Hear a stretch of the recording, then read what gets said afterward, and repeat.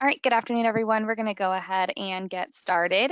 Thank you for joining us today. Just as a reminder, this webinar will be recorded and we will send you a copy of the recording at the conclusion of the presentation today. If you do have any questions throughout the presentation, feel free to type them into the question box and they will be answered at the end of the session. Let's go ahead and get started. Well, my name is Brianna Grimes, and we are going to be talking about what has changed with the revised FMLA forms. And we're going to be talking about specifically what forms have been changed and what the changes are. I'm a senior HR advisor for Pay Entry, and I'm going to be facilitating the presentation today. I've included my contact information on there if you guys have any questions at the conclusion of the presentation. So today we're going to be looking at what forms have changed, how do these changes affect your business, if there are more changes possibly coming, and what are some frequently asked questions about these changes. And then at the very end, we will open the floor to any questions that you may have. Again, please type those in the question box throughout the presentation if you do have any questions. Let's start by looking at which of the forms on the Department of Labor website have changed. So they are as follows. The WH-381 form, which is also called the Notice of Eligibility and Rights. The WH-382 form, which is the Designation Notice. The WH-380-E form, which is the Medical Certification for an Employee's Serious Health Condition. And the WH-380-F form, which is the medical certification for a family member's serious health condition. Next, we'll break down exactly what has changed on each of these forms. So we'll go ahead and start with the WH-381, which is the Notice of Eligibility and Rights. Now, this form is the one that received probably the most extensive amount of changes, and they include a complete reorganization of the information into 7 different topics with headers regarding the leave of absence processes and requirements. So this change was primarily made because the old form was formatted in lists of employee responsibilities and then another list of employees' rights. So this change overhauled the form completely just to make the information more clearly understood by the employees and easier for employers to find information on the form if they ever need to reference it. The next change aligned the information in the form more closely with the leave regulations that exist. So this form now includes an indication that the employer is required to state how far short an employee is from the 1,250 hour service requirement if they don't meet that criteria. The form also indicates the option for an employer to state the effect that FMLA leave has on employee benefits other than health insurance. And finally, the form also indicates whether FMLA leave will run concurrently with workers' comp, disability insurance, or a state-required leave. So please be aware that these changes are not new content. All of these changes were just updates that were made to reflect content that was already listed on other forms regarding the FMLA process. So they just added it to the Notice and Eligibility of Rights form and made it a little bit more seamless to find that information. The next form is the WH-382, also known as the Designation Notice. So this one underwent a few minor changes, and the most notable are the fact that the forms were changed to outline the steps that an employee should take to amend an incomplete or insufficient medical certification. So more specifically, the Department of Labor requires the employer to specifically explain what is missing and or insufficient from the medical certification. And this change was made to benefit employers to ensure that the proper information is collected from the healthcare provider and to make decisions on the leave. The WH-380-E/F are the medical certifications for both the employee and the family. Now, these were revised to reflect a few main changes, and they were both revised in the same manner.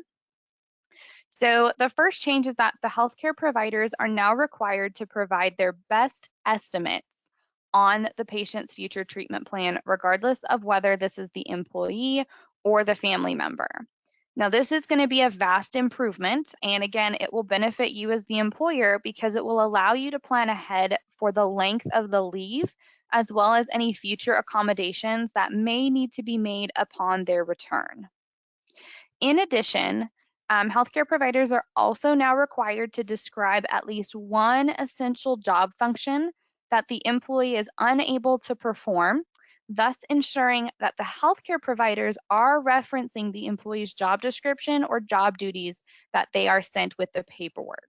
So when these healthcare providers are filling out the paperwork, it just makes sure that they are referencing the actual job duties and they're not just filling out the form with information that may not pertain to that employee. And finally, the last change was the terms like lifetime, unknown, or indeterminate being used to describe the duration a patient may be incapacitated are no longer adequate. So healthcare providers are now required to be more specific. And these changes, again, were primarily made to make the forms easier for doctors to complete them, more effective for employers, and to eliminate the need for HR or any other company representative to have to reach out to those healthcare providers to get follow-up information once they receive the medical certification. So how do these changes affect you and your business? Well, they can in a few possible ways. So these updates are found on the optional forms that are posted on the Department of Labor website. If you use the Department of Labor forms currently for your employees, you can choose to update to the new forms. However, you do not have to update to these forms as it is optional. The majority of the content itself did not change. So again, these are optional updates. That being said, you may continue to use your own customized forms or the old forms.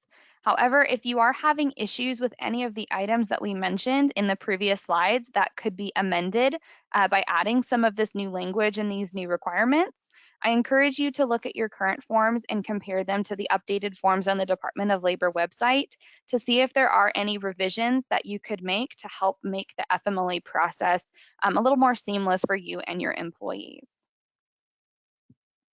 But overall, the content itself in the old forms are still applicable, so it is not required that you use these new forms.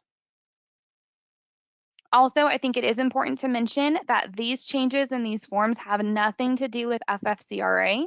The forms for FFCRA are completely separate. So are more changes coming?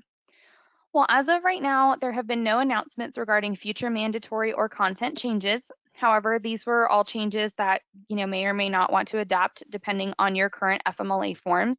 But with the changing COVID-19 and political climate, there may be some regulations or content changes to FMLA in the future. If that does happen, we'll be sure to keep you all updated on those and keep an eye out for them. But as of right now, there haven't been any announcements for any more changes to the FMLA forms. So before we jump into questions and see if there are any, I compiled some frequently asked questions by employers about these changes that might preemptively answer some of your questions. So can I still use the old Department of Labor forms instead of changing out my forms to these new ones? Yes, FMLA does not require the use of any specific forms or format. So these are optional guides that you can use and they are for free on the Department of Labor website. Can an employer require their employees to provide new certifications using the revised forms when the employee has already provided certification using old forms? No, employees can provide the required medical certification in any format. These updated formats and updated forms are not required of the employees either. And the expiration date on my Department of Labor forms have passed. Are they still effective? Yes, the content of information contained on the optional use Department of Labor form is still applicable regardless of the expiration date.